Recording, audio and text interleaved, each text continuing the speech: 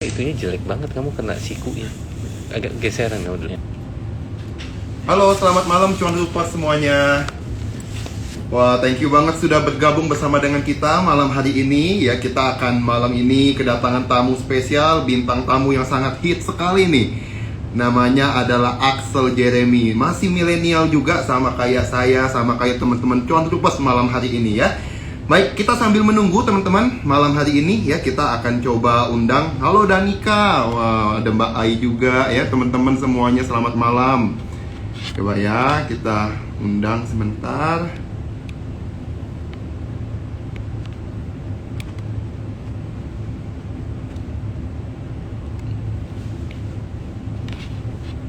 Ya sudah. Halo Mbak Ai. Nah, iya. Halo, selamat malam, Halo, Jeremy. halo Ko Henry. Ya, wah seneng banget bisa ketemu dengan Jeremy sekali lagi ya. Thank you banget Jeremy sudah menyempatkan waktunya bisa sharing bareng-bareng dengan teman-teman Cuan Trupes malam hari ini. Siap. Wah, terima kasih. Nah, ini udah mulai rame nih yang udah mulai join. Halo teman-teman Cuan Trupes, mungkin boleh Jeremy kasih hi, say hi dulu ke Cuan Trupes semuanya, kenalin diri, boleh silakan. Halo teman-teman semua. Thank you udah join, thank you udah nonton. Kenalin, gue Excel dan gue sering kontennya di TikTok. Gue di TikTok ngonten tentang edukasi saham, edukasi investasi. Sekarang juga mulai ngonten di Instagram, pelan-pelan juga mulai ngonten di YouTube gitu. Waktu itu sempat juga ketemu sama Ko Henry di ini ya di Di apa Cafe Alfira, Rahasia Saham. betul, di Sunter. Ya, betul. Jadi teman-teman, itu adalah tempat yang sangat enak banget. Teman-teman boleh ya, kalau ada waktu nanti kapan-kapan kita bisa bareng datang ke Altira di Cafe Rahasia Saham di Altira Business Park ya. Itu ada salah satu cabang dari sekuritas juga ya. Jadi teman-teman nanti boleh kapan-kapan kalau ada Axel ada waktu kita bisa janjian, kita bisa makan bareng di situ sambil trading bareng teman-teman ya. Wah, senang banget kalau bisa itu Wah, terjadi. boleh banget. Baik, Boleh jadi banget, boleh sekarang banget. kita nanti akan gali berbagai pengalaman menarik dari Excel. Ini walaupun masih muda, luar biasa sekali ya, dengan pengalaman investasinya, banyak konten-konten edukasi, sehingga kita bisa belajar banyak nih dari Axel malam hari ini, teman-teman. Jadi kita akan coba mulai ya, Axel ya, dengan kita akan coba mulai korek-korek sedikit tentang bagaimana latar belakang Axel di market. Axel sebelumnya Oke. bisa kenal market itu dari mana?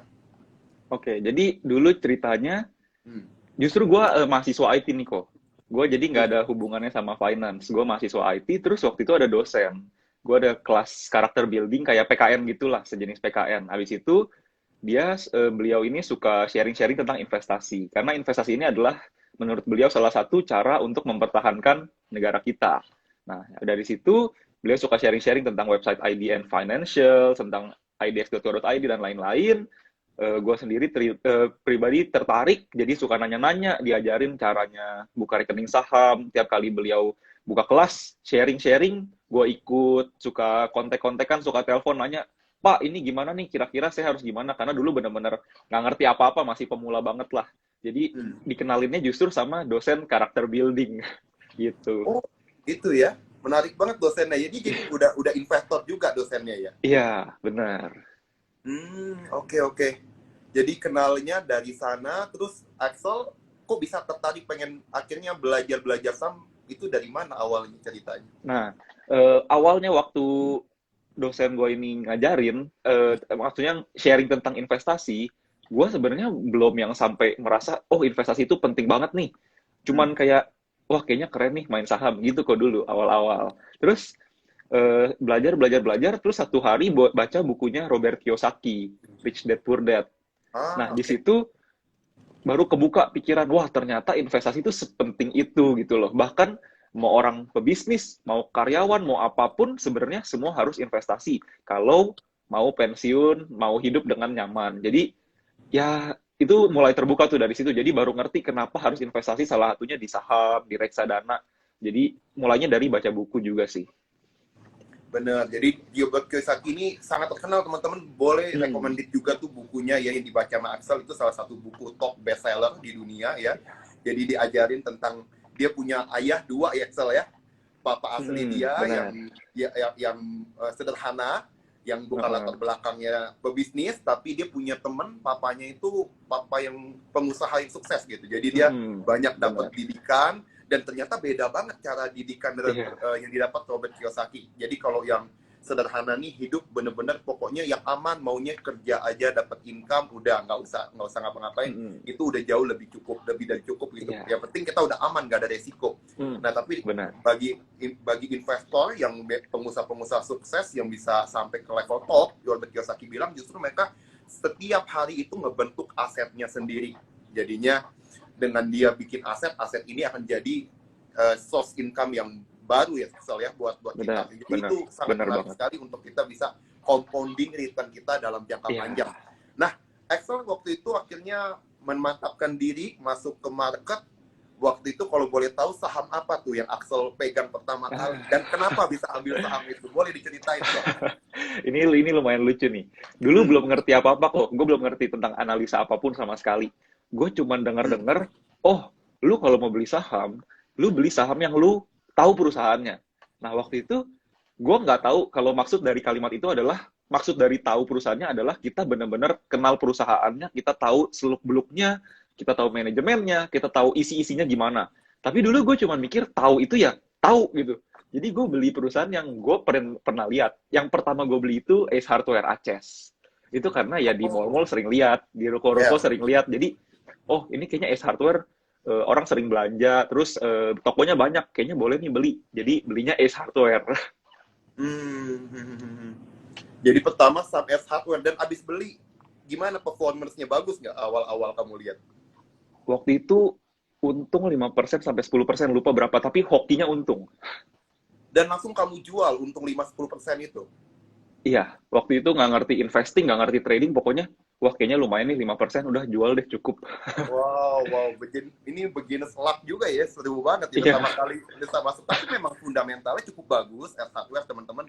Cuma memang penopang utamanya kalau kita pelajarin ya, itu dari chat time ya, chat time-nya dia kan di mall, wah rame sekali. Jadinya menopang kinerja dari Ace Hardware tuh bagus banget ya teman-teman ya.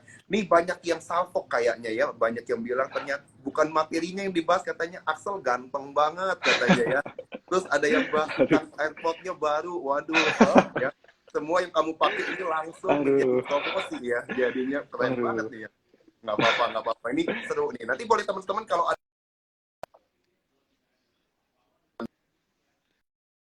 cara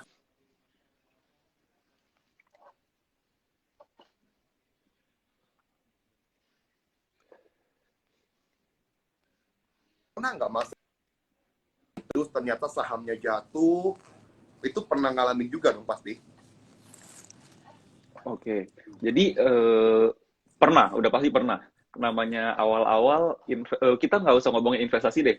Mau bisnis, mau main game, mau kerja apapun, mau investasi, pokoknya awal-awal kemungkinan besar itu nggak akan sukses gitu loh. Karena pasti perlu belajar, perlu latihan, perlu gagal. Jadi pernah rugi. Puji Tuhan nggak terlalu dalam, tapi lumayan kerasa. Waktu itu, gue sekalian cerita deh ya, ruginya kenapa kali ya. Ya, boleh. Ruginya itu karena sebenarnya gue udah ngerti analisa, gue tahu ini perusahaan bagus. Tapi ruginya itu karena FOMO. Gue nggak tahu yang namanya money management, gue nggak tahu yang namanya strategi investasi. Jadi waktu itu perusahaannya bagus, waktu masih murah, anggapannya masih under value banget. Gue beli, tapi dikit. Mungkin dari budget waktu itu cuma beli 30% kali.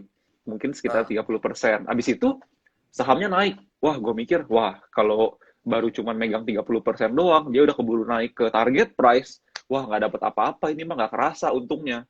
Akhirnya, gue average down kok. Average up, sorry. Wah, up. Average up-nya berarti 70% itu sisanya. Budget 70%-nya dihabisin buat average up. Alhasil average-nya tinggi.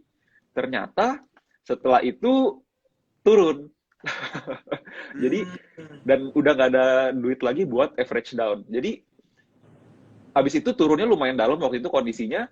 Jadi, gue panik sendiri, cut loss, nunggu turun, beli di bawah. Tapi hitungannya, cut loss-nya nggak terlalu bagus juga. Antara jarak cut loss sama beli di bawahnya itu nggak terlalu jauh. Jadi, ruginya itu lebih gede. Jadi, di situ lumayan rugi. Itu salah satu pengalaman rugi di situ tuh gara-gara FOMO.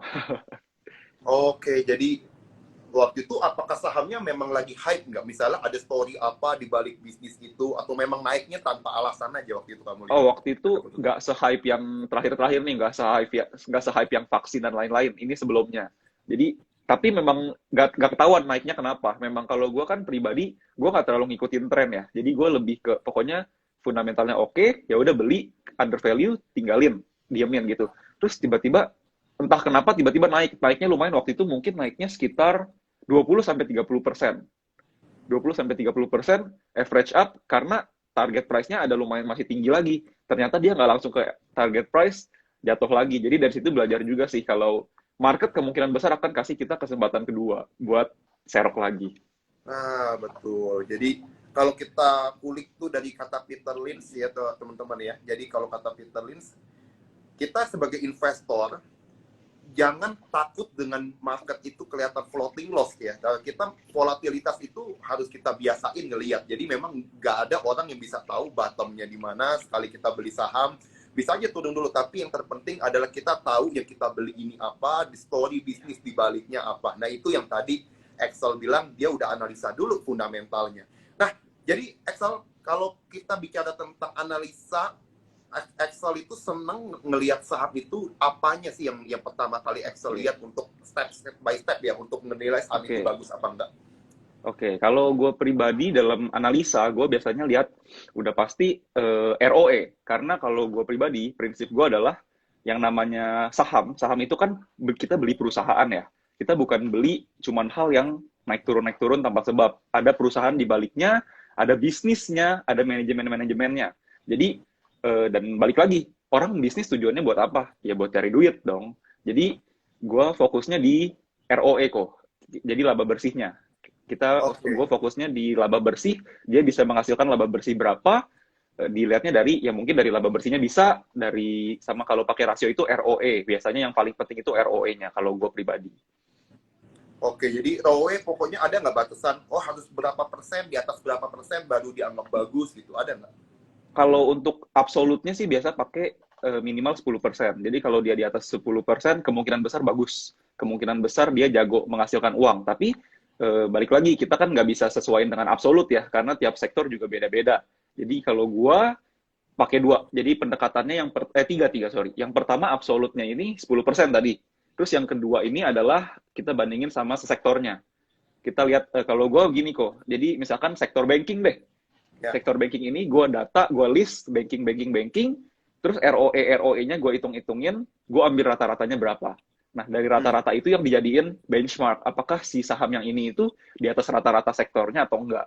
Jadi kita, soalnya beda-beda ya, karena kadang-kadang nggak usah ngomongin ROE deh, kayak DER untuk perusahaan konstruksi, banking, sama consumer goods sudah pasti beda juga ya. Kita nggak bisa pakai batasan angka 1 gitu. Jadi, bandingin sama sektornya. Sama kalau yang ketiga itu, bandingin sama historisnya. Jadi kita lihat, gue pakainya 5 tahun ke belakang. 5 tahun ke belakang ini, kira-kira ROE-nya bertumbuh atau enggak. Jadi kalau misalkan 4 tahun terakhir kok bagus, tiba-tiba tahun ini kok turun, kok kayaknya jadi rada-rada gimana gitu. Jadi kita lihat juga perbandingannya sama historisnya. Jadi pakai absolut, relatif sektoral, sama relatif historis. Kalau gue pribadi gitu kok. Wow, ini bukan latar belakang ekonomi, tapi lumayan nih. Jadi untuk pengetahuannya tentang keuangan lumayan dalam juga nih Excel nih. Wah, salut saya ya. Jadi boleh teman-teman belajar tuh. Jadi memang sumber informasi Excel banyak ya sekarang di YouTube, IG Sukor kalau kita follow, banyak webinar-webinar. Jadi bukan latar belakang ekonomi pun teman-teman bisa tetap belajar banyak kayak Excel. Excel walaupun bukan jurusan ekonomi, tapi dia jadi belajar apa itu ROE tadi ya, lalu ada debt equity ratio. Mungkin teman-teman buat yang belum tahu return on equity ROE itu ya bicara tentang laba perusahaan dibandingkan dengan ekuitas perusahaannya, atau ibaratnya kayak modal dari investornya lah teman-teman ya, dari modal dari investornya. Jadi semakin besar artinya perusahaan kalau dia laba ya kemungkinan dia bisa investasi kembali dan itu akan ningkatin compounding return di kemudian hari ya, kalau dividennya nggak terlalu besar. Jadi menarik sekali nih kalau kita bicara tentang return on equity. Selain return on equity, Axel ada melihat apa lagi nggak yang apakah ada rasio penting lain? Mungkin ini bongkar aja berarti nih ya, bongkar aja ya. Boleh, boleh, silakan, Sel. Kita buat belajar Kalau sama-sama. Iya. Oke, siap. Kalau yang dipakai main-nya, biasanya gue pakai 4 kok. Kan tadi ROE udah. Ya. Terus juga pakai ROA, sama DER, sama NPM. Jadi ada profitability tuh, ROE, ROA. Jadi kita bisa tahu dia profitnya bagus atau enggak. Terus ngecek juga DER-nya, leverage-nya, apakah dia banyak utang atau enggak. Sama NPM, kita lihat efisiensinya dia. Biasanya itu sih. Oke. NPM, net profit margin ya maksudnya ya? Iya, betul.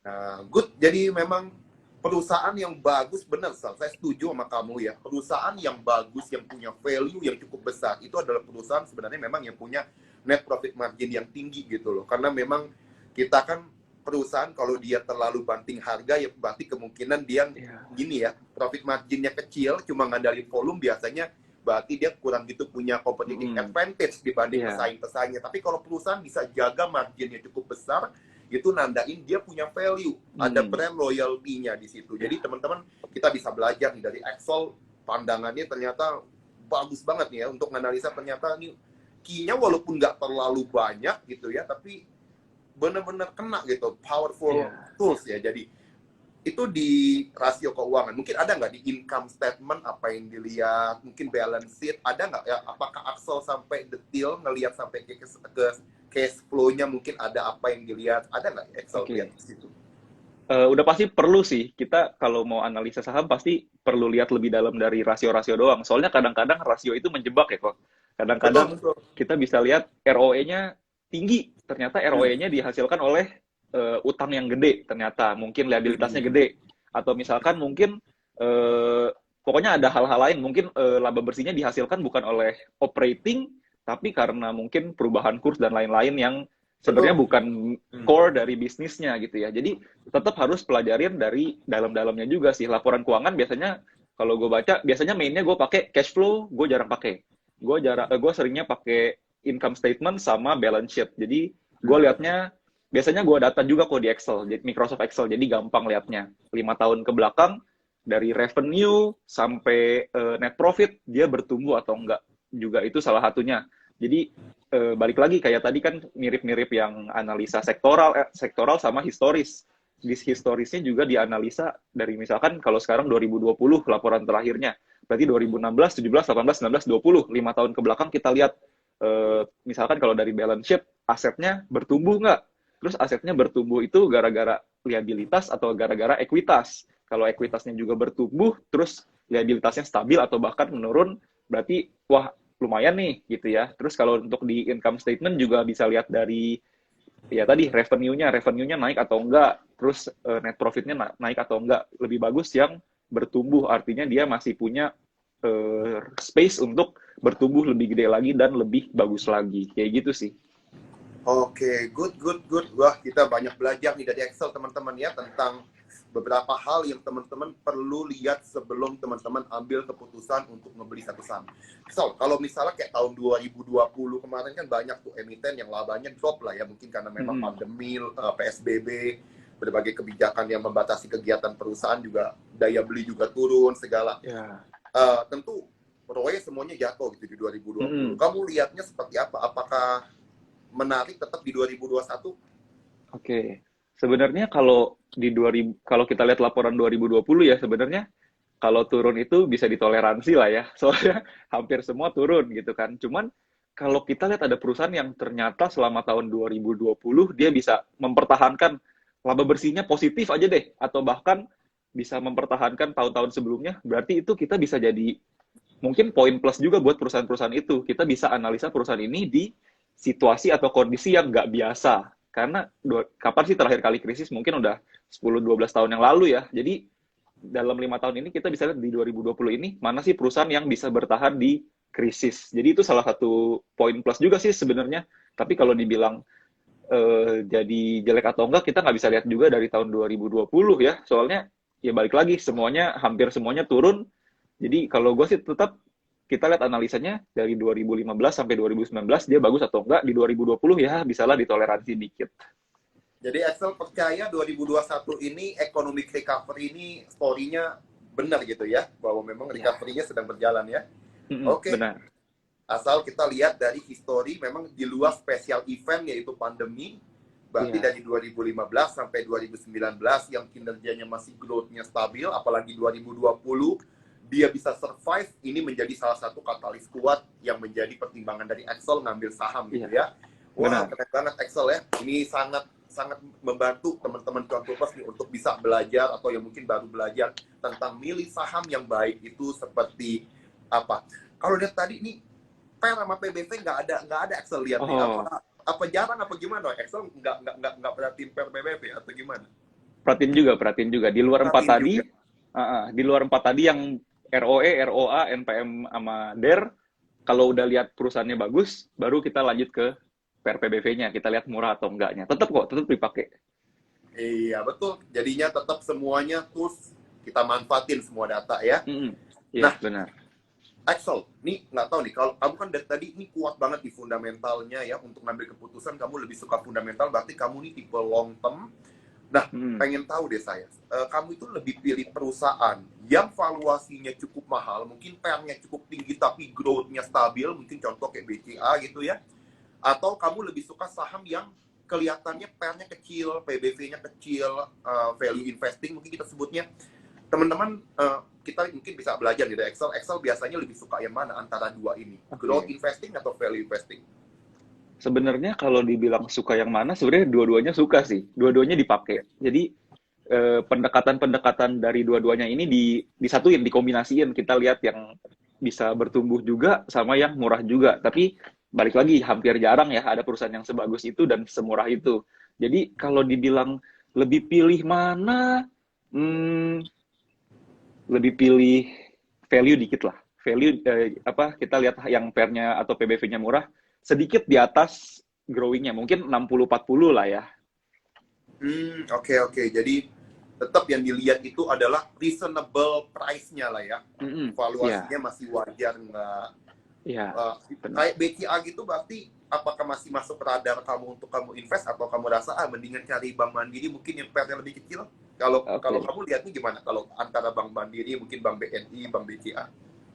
Kalau kita lihatnya ngomongin mungkin sebulan lalu, pokoknya waktu IHSG lagi bagus, Ya. mungkin yang jadi pilihan yang lebih cocok itu BNI sama Mandiri ya. Cuman kalau kita ngomongin keadaan IHSG sekarang, BCA sih lumayan menarik sih. Di angka 30.000, perusahaan Ya, betul. premium, dijual dengan harga, wah 30.000 itu bisa dilirik sih. Lumayan oke, lumayan menarik sih. Wah, BCA bagus sih. Iya. Sometimes saya juga percaya kalau ya misalnya kalau kita bicara tentang mobil ya Pajero kenapa bisa lebih mahal dari Innova Iya. walaupun sama-sama mobil, mungkin penumpangnya bisa sama gitu ya, tapi kenapa BCA bisa mungkin valuasinya dianggap lebih mahal ya mungkin karena dia kinerjanya lebih stabil, penurunan labanya juga di 2020 mungkin turun sedikit soalnya kalau kita lihat Iya. ya.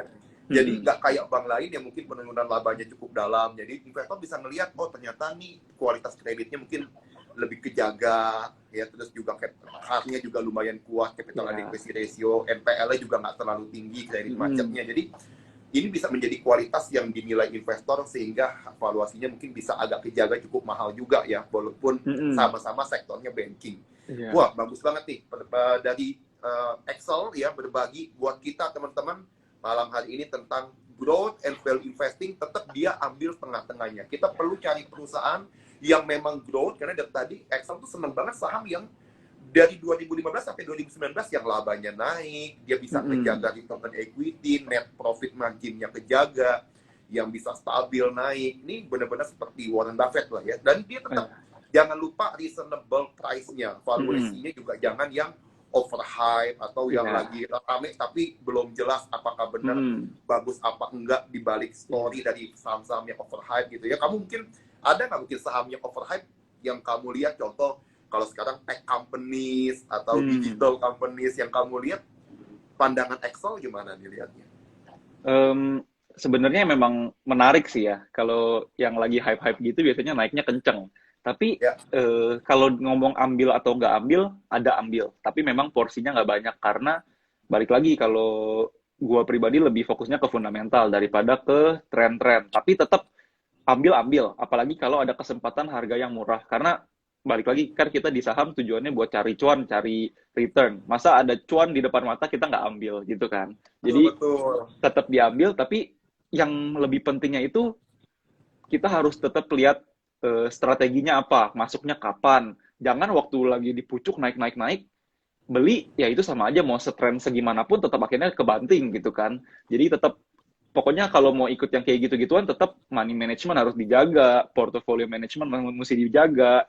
Terus strateginya gimana? Jangan terlalu FOMO. Jadi kalau dibilang masuk, masuk ada, porsinya nggak banyak, tapi tetap ikut sama strategi kayak gitu kok. Wow, ini teman-teman harus catat ini. Ini salah satu poin yang menurut saya paling penting dari yang tadi kita bahas, yaitu tentang money management. Ya teman-teman, kita tentu kalau ketika suatu saham naik kencang karena ada satu story, belum tentu kadang story yang diceritain itu sebagus itu ya Sol ya. Jadi dia naik, ya kita masuk mungkin kayak Axel, dia masuk nggak terlalu banyak, tujuannya adalah jika turun mungkin Excel jadinya nggak terlalu sakit, tapi kalau dia naik bisa multi-bagger berkali-kali, good deal buat kita ya. Betul, it's good deal. Jadi dengan dia multi-bagger kita untung besar, kalau dia turun pun kita nggak terlalu sakit karena tadi belinya sedikit aja. Nah, Excel benar-benar membuka pikiran teman-teman tentang berarti Excel lebih banyak saham yang udah terbukti punya brand yang kuat, kinerja yang solid, itu lebih banyak ya dibanding saham-saham yang lagi hype ya.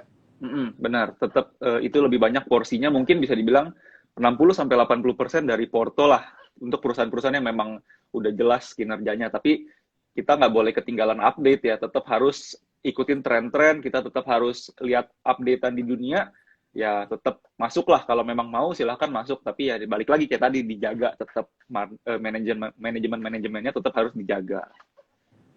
Betul. Kita ingat mungkin ini tahun 2000 ya, tahun 1990 sampai tahun 2000 itu kalau kita pelajarin kan semua orang bilang pokoknya kalau beli saham asal dia ada websitenya, dia berbasis internet pasti laku nih.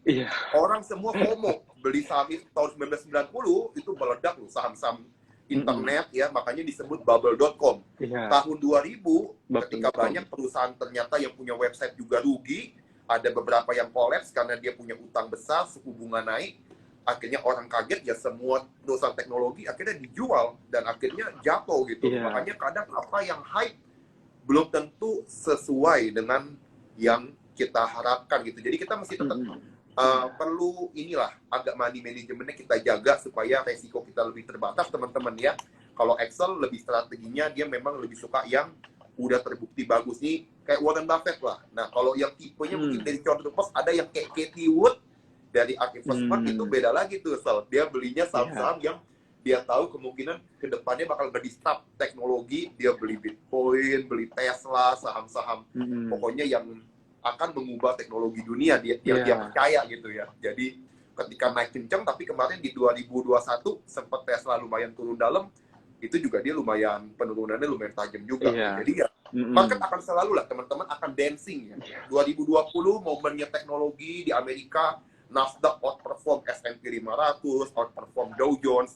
Tapi tahun ini yang paling underperform ya adalah Nasdaq yang ya Dow Jones dan S&P. Jadi ya market akan selalu dancing. Ketika dia valuasi udah kemahalan, orang lihat tadi yield bond-nya naik, orang berpikir ekonomi recovery, orang akhirnya nyari ya value yang kemungkinan didukung oleh story ekonomi apa? Oh, masuknya ke retail, karena vaksin di Amerika udah mulai pulih.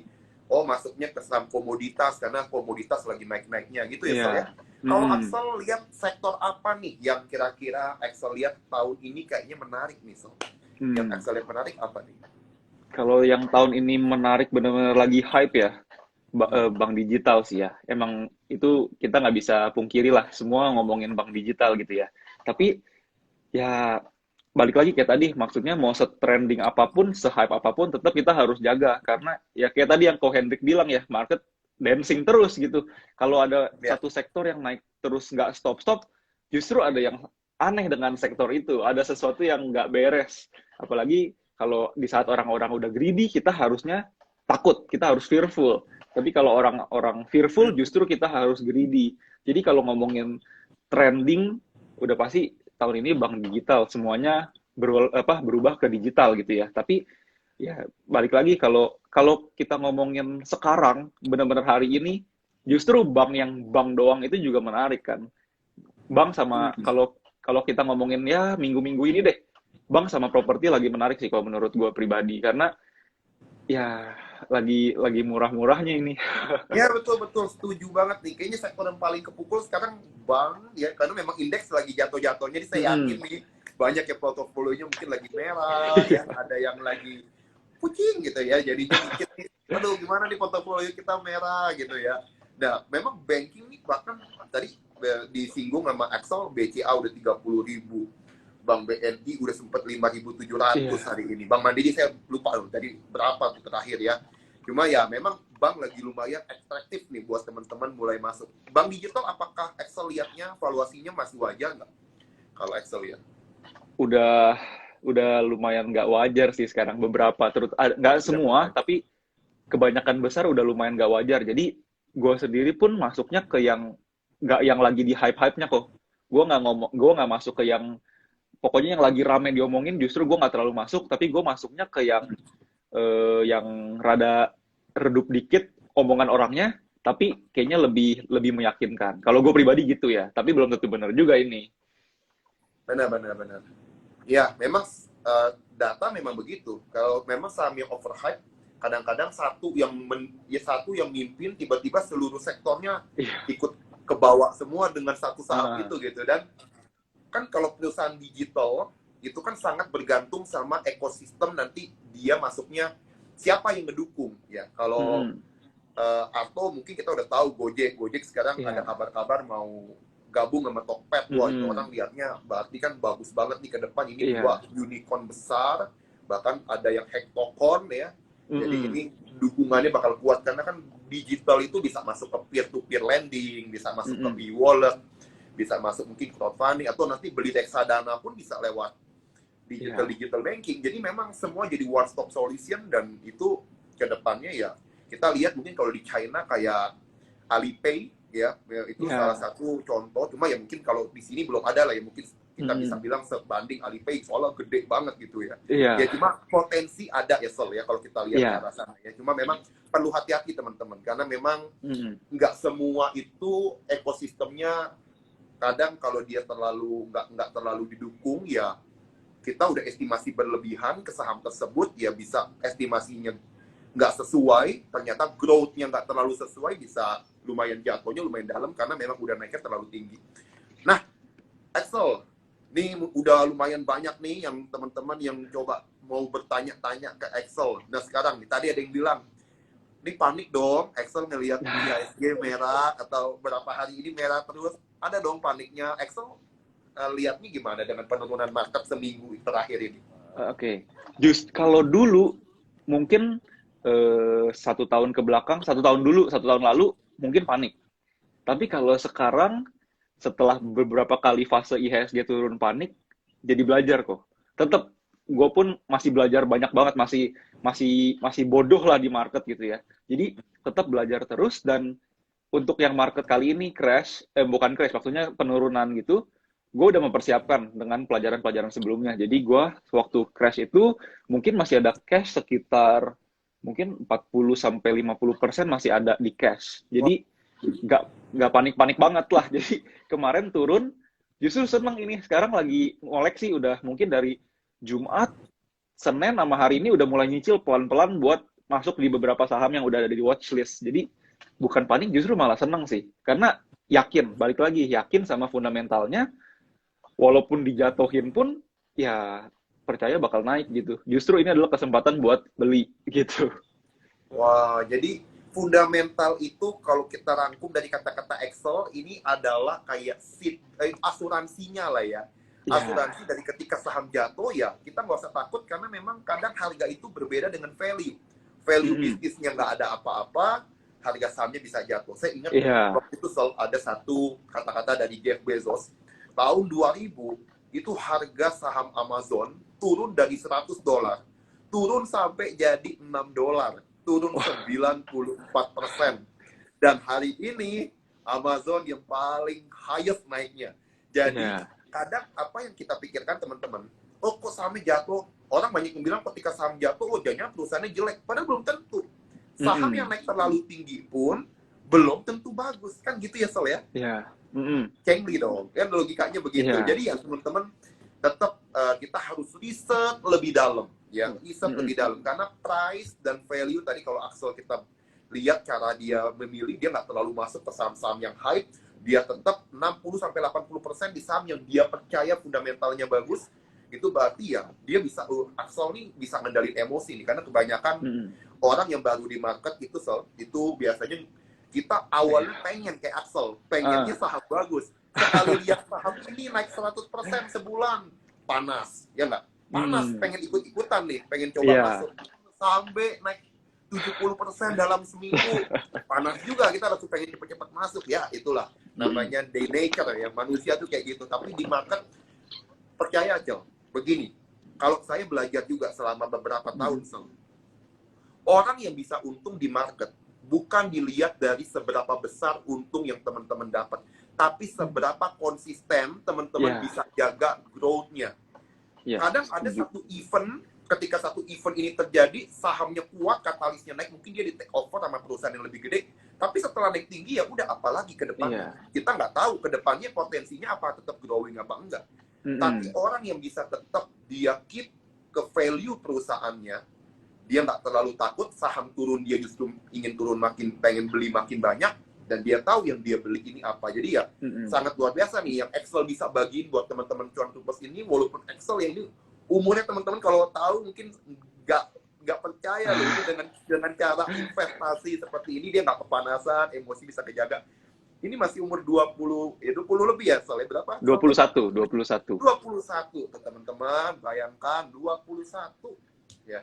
Saya umur 21 baru mulai juga tuh, baru mulai belajar, sama lah kayak kamu ya. Jadi ini saya ngeliat kamu benar-benar kayak ngeliat diri saya juga. Cuma kalah ganteng aja saya nih dari Axel ya. Enggak.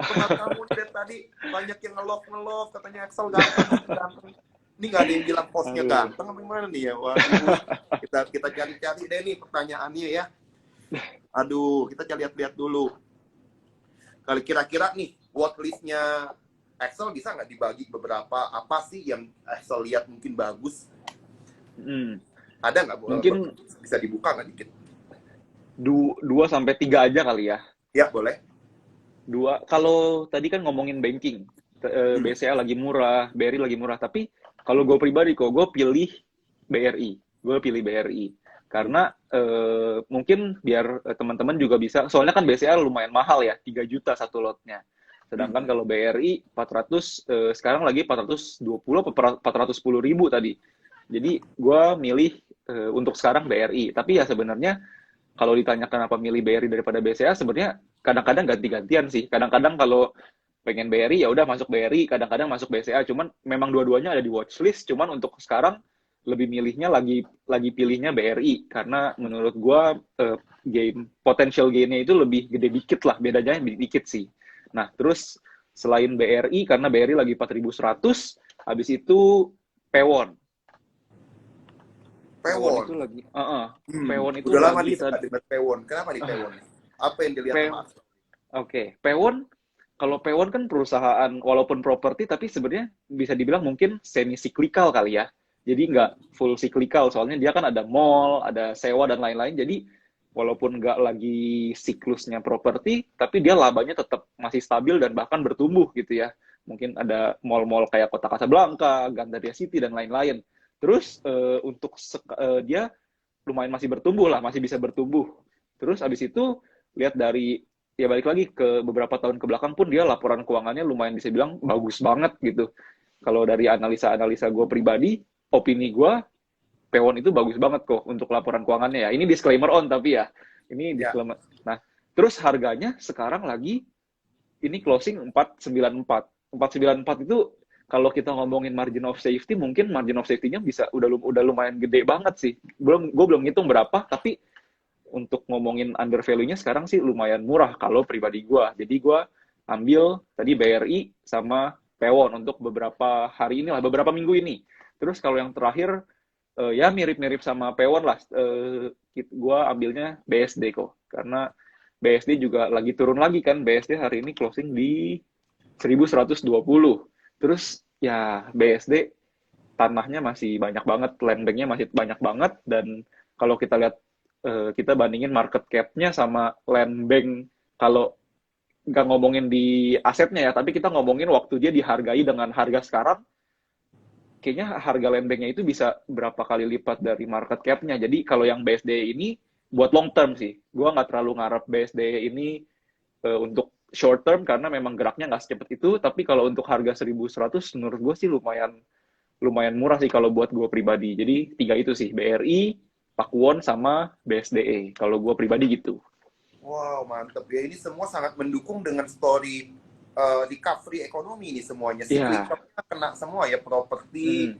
lagi dapat ini ya, insentif pajak Iya. PPNBM, bukan PPNBM, itu otomotif ya. Mobil. Pajak 0% ya. Tapi yang di bawah 2 miliar. Dan benar Excel, yang kamu bilang itu BSDE, CTRA, dan SNRA itu adalah 3 properti teman-teman yang paling banyak cadangan rumah di bawah 2M. So, jadinya dia sangat diuntungkan lah dengan pajak 0%, DP juga sekarang bisa 0% ya.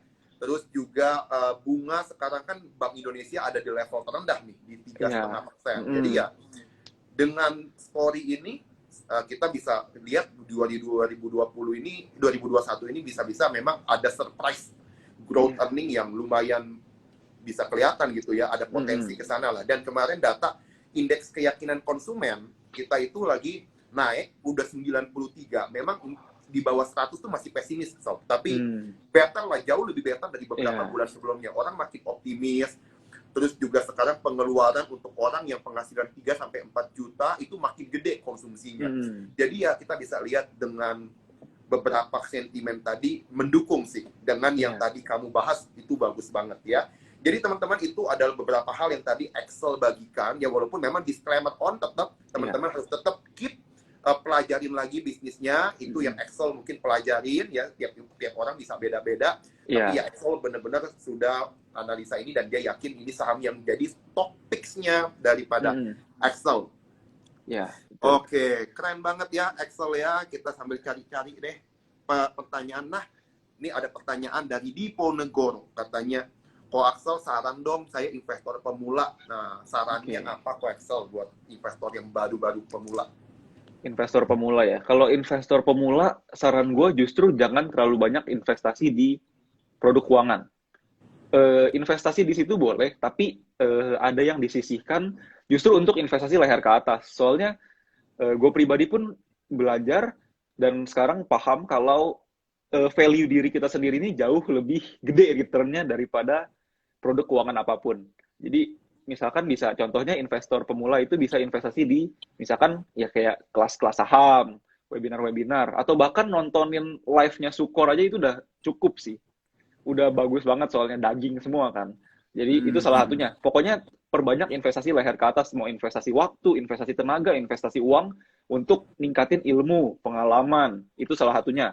Tapi kalau untuk di sahamnya sendiri, mungkin saran gue bisa ini sih, bisa di saham-saham 4 big banks di Indonesia, 4 big banks di Indonesia mungkin itu, soalnya karena Indonesia ini emerging market, udah pasti yang jadi proxy itu banking. Dan kalau kita ngomongin banking di Indonesia ya 4 terbesar ya, BCA, BRI, Mandiri, BNI. Mungkin kalau untuk pemula bisa coba dulu di situ, tapi tetap harus pelajarin masuknya kapan, keluarnya kapan. Jadi bukan berarti perusahaan bagus pun kita bisa masuk kapan aja, ya resikonya tetap lebih gede gitu ya. Jadi kalau saran gue gitu, tetap investasi leher ke atas, dan di 4 big banks dulu. Kalau menurut gue gitu kok, untuk pemula. Nah, good ya. Jadi teman-teman bisa belajar sekali lagi dari Excel tentang bagaimana saham investor pemula itu berpikir itu memang harus lebih rasional di market ya. Jangan terlalu ikut-ikutan noise di market kadang ya. Jadi kita mesti tetap ada belajar lah untuk invest bukan cuma di saham tapi ke otak juga. Cara berpikirnya, karena memang teman-teman semakin market bullish kayak kemarin 2020 akan makin banyak orang yang kelihatan prediksinya benar. Karena memang kita ngomong apapun saham naik gitu ketika market bullish. Dan ketika kita nggak mau belajar, kita cuma ngandalin, oh si ini pasti rekomendasinya selalu benar. Yaitu kita sedang melakukan satu hal yang salah lah teman-teman ya. Nggak selalu tepat juga. Even jangankan saya, jangankan teman-teman Axel juga. Warren Buffett aja 2020 bisa salah milih saham. Ya dia waktu itu Axel mungkin baca dia masuk saham penerbangan, dijual rugi saham penerbangannya. Itu Warren Buffett, orang yang udah berpuluh-puluh tahun di market, kita udah tahu dia bapak saham fundamental dunia.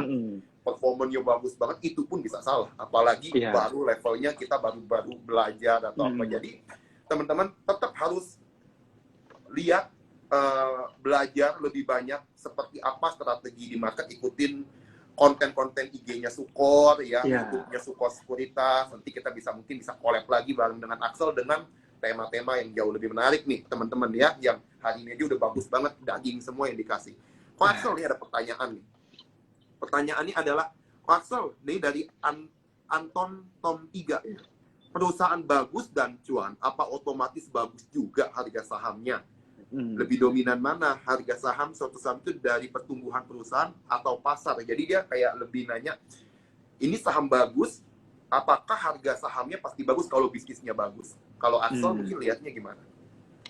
Kalau ngomongin short term ya, kalau ngomongin jangka pendek udah pasti ya kita kalau mau ya ikutin market ya, ikutin noise di market. Tapi itu pun ada resikonya, dan resikonya lumayan gede gitu. Karena balik lagi, noise itu kan kayak tadi Ko Henry bilang juga, itu, bukan tadi, gue tadi sempat nonton live Ko Henry yang sebelum-sebelumnya, itu ngomongin kalau ini adalah psikologi seluruh investor di market gitu ya. Jadi untuk memprediksi itu lumayan susah. Jadi anggapannya, ya kayak tadi, bahkan Warren Buffett, Peter Lynch yang udah sejago itu pun mereka nggak mau memprediksi market berdasarkan pergerakan jangka pendek.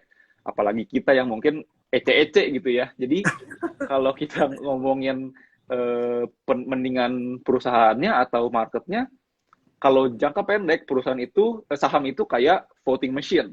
Ya dia ngikutin mana yang lebih banyak beli, mana yang lebih banyak jual. Tapi kalau secara jangka panjangnya tetap akan balik ke fundamental perusahaannya, akan balik ke kinerja perusahaannya. Jadi kalau gue pribadi, gue lebih milih untuk yang ikutin ke fundamentalnya, karena menurut gue resikonya pun lebih dikit. Resikonya ada, tapi lebih bisa di-manage lah kalau menurut gue gitu. Iya, betul. Jadi Axel tadi sudah berbagi buat teman-teman sekali lagi nih ya, tentang bagaimana kita dalam short term memang nggak ada yang bisa predict the market ya. Kalau technical analysis mungkin kita bisa predict, tapi itu kan bicara tentang probabilistik lagi. Kadang support pun bisa jebol ke bawah lagi gitu ya. Jadinya memang kita harus disiplin kalau kita bicara tentang trading, teman-teman. Tapi kalau bicara fundamental ya, kita justru ngelihat suatu saham itu sebagai aset. Ketika aset bagus, harganya makin murah, kita bisa buy lebih banyak gitu ya. Dan memang dalam jangka panjang ini bisa tetap keep going up. Jadi memang teman-teman bisa mulai lihat dalam jangka panjang ini prospeknya seperti apa, bukan dalam jangka pendek. Ini mungkin saya berbagi soal, saya kasih satu cerita mungkin tentang Warren Buffett ya. Dia pernah satu kali ngebeli sahamnya Coca-Cola tahun 1988 dia beli $1 miliar. Dia beli $1 miliar dalam 10 tahun. Naiknya bisa sampai 1.400%, 1.500%. Waktu tahun itu 88 ya, tahun 98 kamu tahu kan ada krisis itu tentang bubble.com tahun 2000. Itu dalam 10 tahun setelah tahun 98 sampai tahun 2008 itu yang dia dapat untungnya cuma 1.200% dari 20 tahun lalu. Jadi turun 10 tahun itu nggak gerak kemana-mana.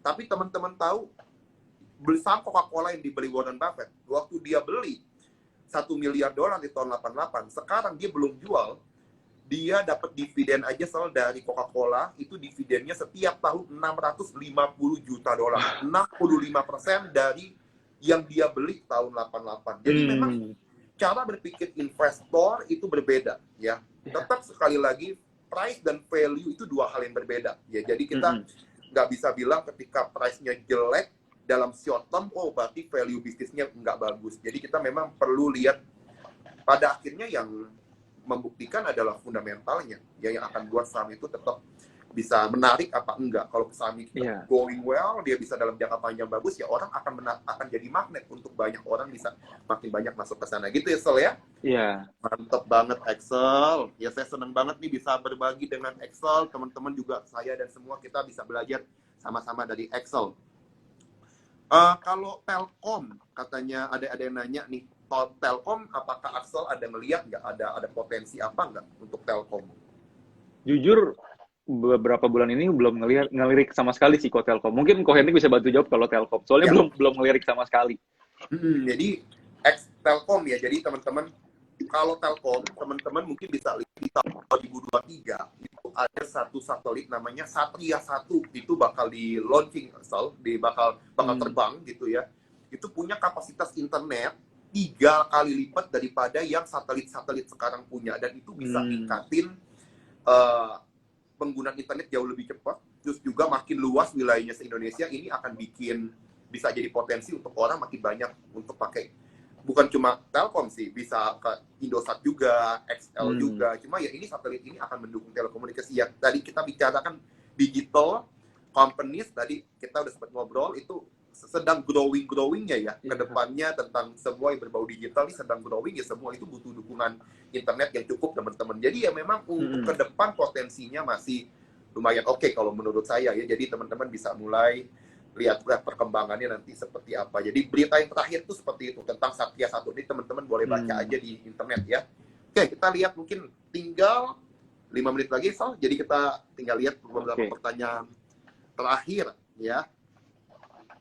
Ini ada pertanyaan dari Investing First ya. Kalau ada perusahaan emiten untung, tapi dia nggak bagi dividen, itu sebenarnya gimana Excel lihatnya? Dia untung tapi nggak bagi dividen. Oke.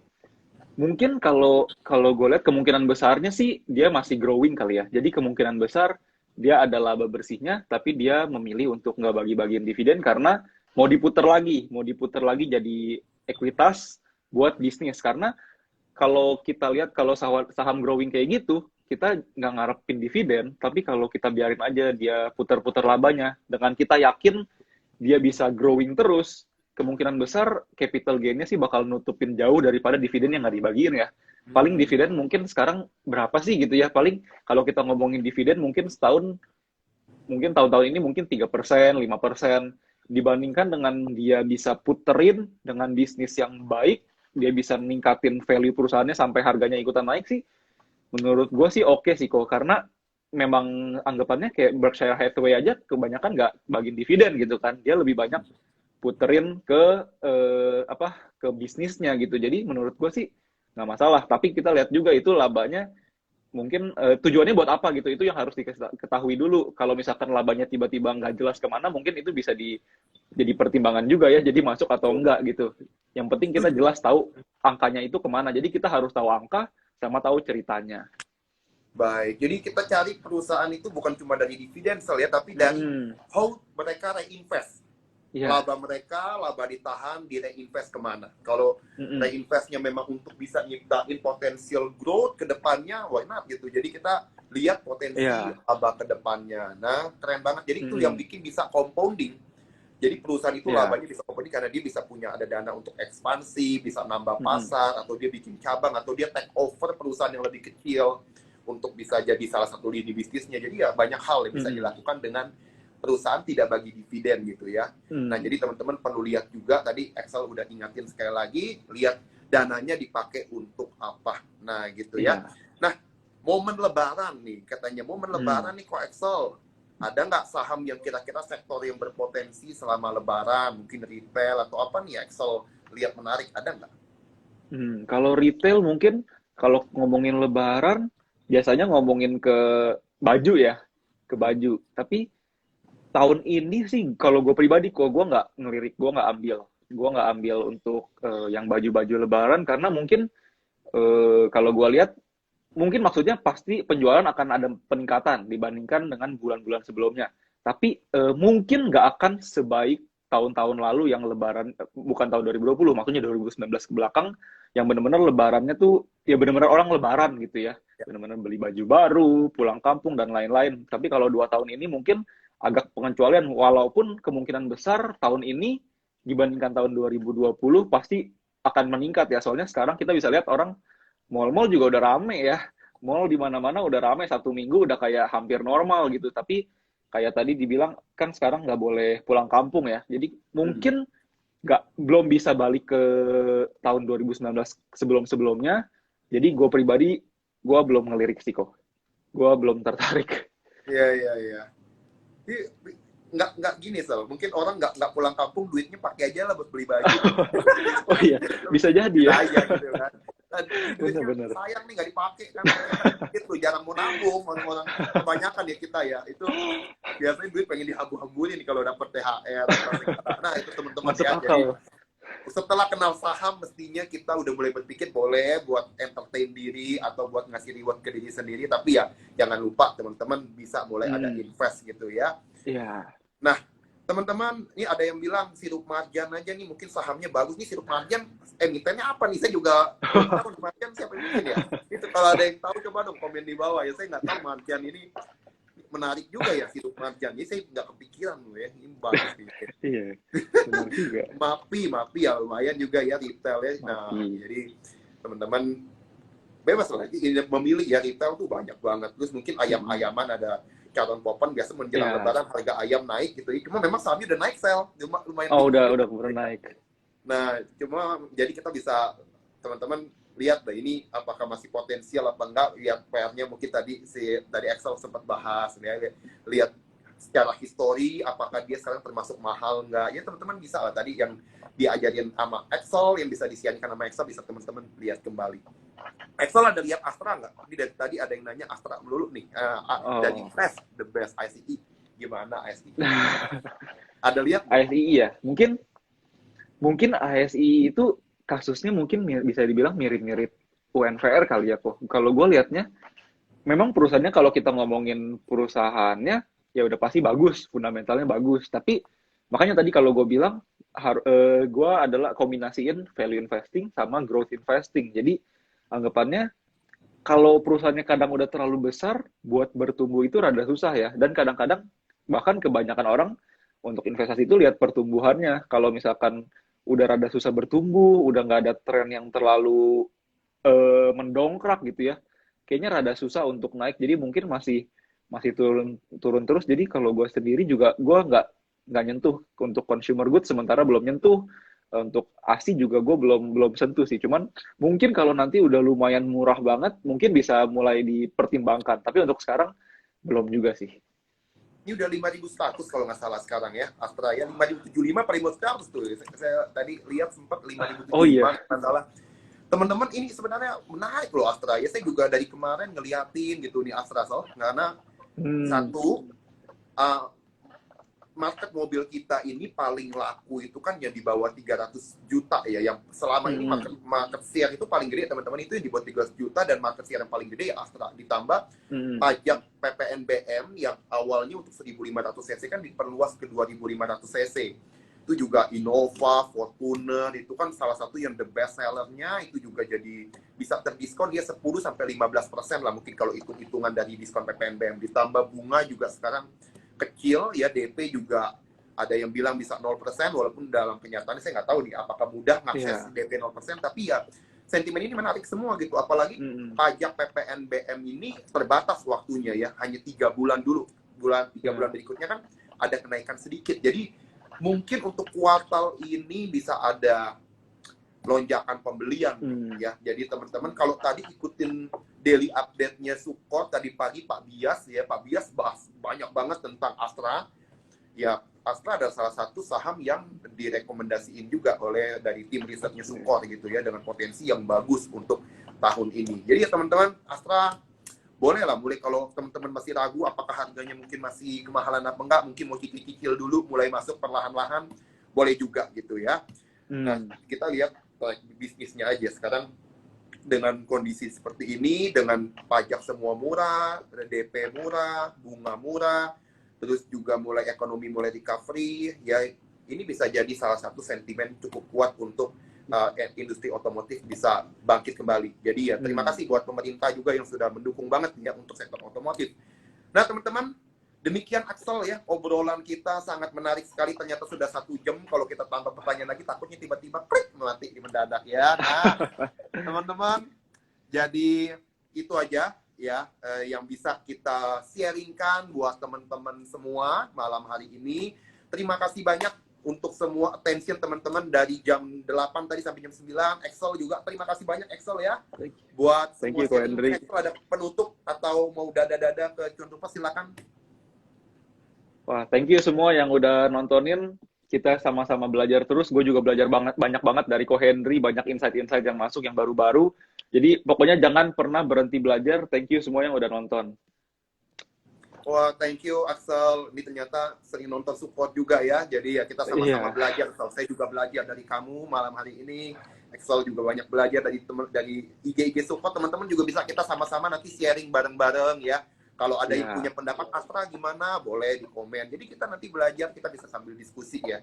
Nah, teman-teman terima kasih banyak buat waktunya sekali lagi ya. Semoga semuanya sehat selalu. Axel, sukses selalu buat kamu ya. Dan Amin. semoga teman-teman Cuan Tupas di tengah market yang masih panas-panasnya ini bisa tetap rasional pikirannya dan bisa masuk ketika harga lagi murah dikasih buat kita semua, dan semoga teman-teman dalam jangka panjang tetap cuan selalu ya.